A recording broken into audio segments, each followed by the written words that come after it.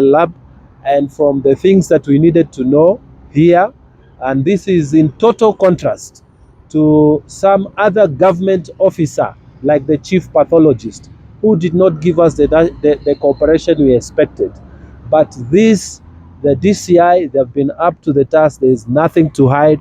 They have given us the information we require, which will add up. And Kenyans, let us wait Thursday. We shall reveal everything that you need to know. And our prayer and our recommendation will make sure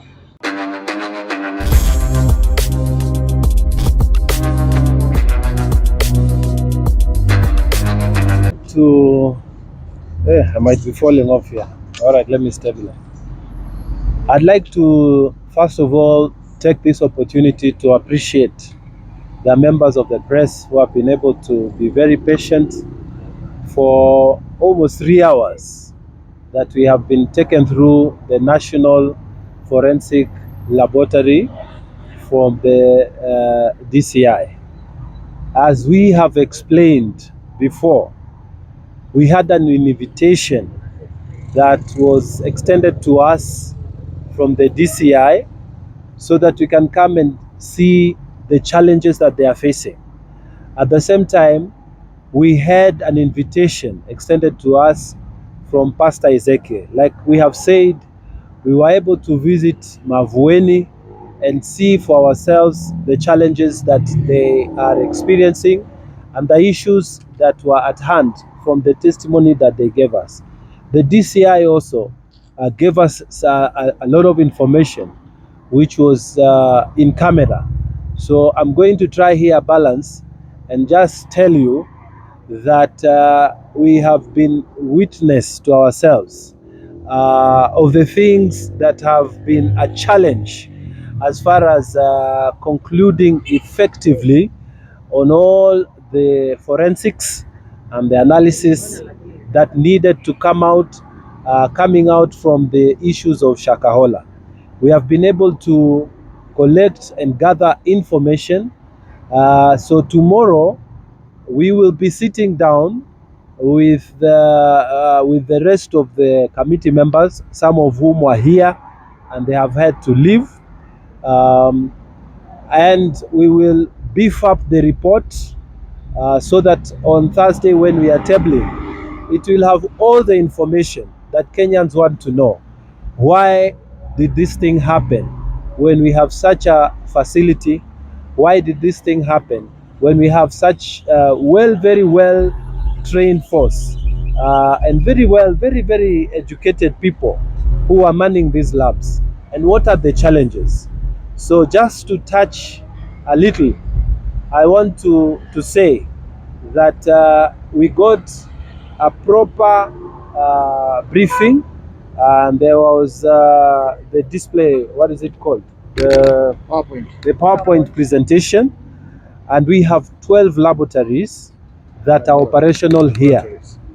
And we have challenges, and these challenges sometimes have impeded an otherwise very well-trained manpower that is here, that you're able to see. So the details of everything that we were able to see will be contained in the report that we shall table on Thursday. I hope that we've been able to give you something to go with, but I want to tell you that we have had full cooperation from the DCI, from the forensic lab, and from the things that we needed to know here. And this is in total contrast to some other government officer like the chief pathologist, who did not give us the cooperation we expected. But the DCI, they've been up to the task. There is nothing to hide. They have given us the information we require, which will add up. And Kenyans, let us wait Thursday. We shall reveal everything that you need to know. And our prayer and our recommendation will make sure that Shakahola will never happen again in this country. Thank you very much. Ben is my name from Citizen TV. Yes, sir. Just Yes, a quick one. Yes, sir. There are families who are still waiting for those bodies to be released. Do you have any idea when they are going to release the bodies for the families to bury? Now, the process for releasing the bodies, it has been explained to us that there is the primary testing and there is the matching that must happen. This process takes, it's a very thorough and a very delicate, elaborate scientific process that must be completed. I am not an expert, we are not experts, but the experts inside the DCI have explained to us that because of the limitations that are here, they have to take them to the government chemist. And the government chemist, because of the volumes that exist in terms of all the requests from the entire Republic of Kenya, there is a sort of a delay. But they have assured us that the requests that they made in terms of Shakahola, they have been prioritized, and we have been given the assurance that in a little short while, they will be able to start releasing. There are bodies that are going to be matched as the processes get finished, and there are those bodies that are not going to be matched. Those ones that will be matched, they'll be released to the families. Those ones that will not be matched, the police and the DCI will make a determination as to how to deal with those ones. So in terms of the time framework, the good news is that it's about to be completed. The bad news is I can't give you the exact date or the exact time which we can do, which the bodies are going to be released. But I want to assure Kenyans that the scientific processes that are being followed, the protocols that are being executed here, I think we have to give it to our government officers. They have done a good job.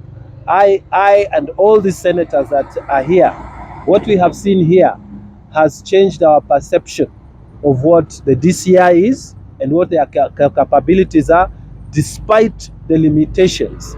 And this goes, and we shall say it in our reports, we are not going to spare anyone.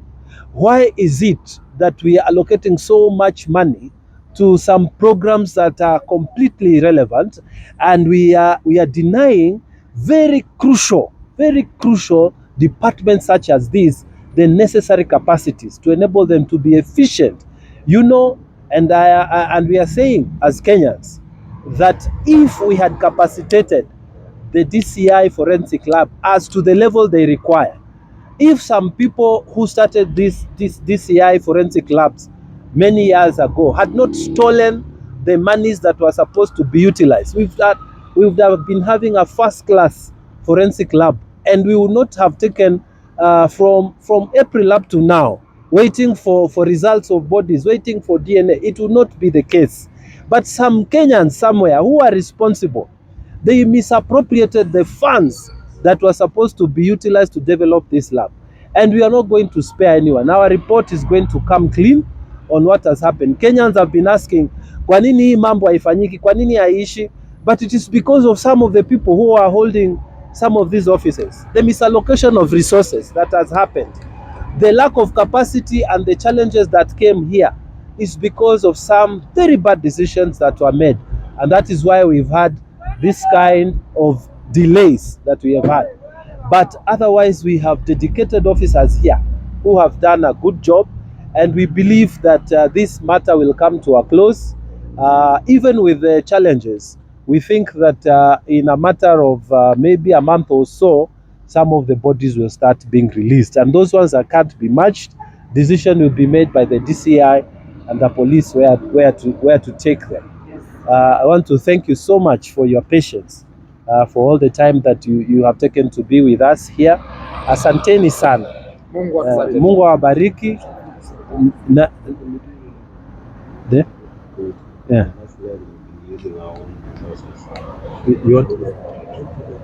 You want us to say that? Okay. Off camera.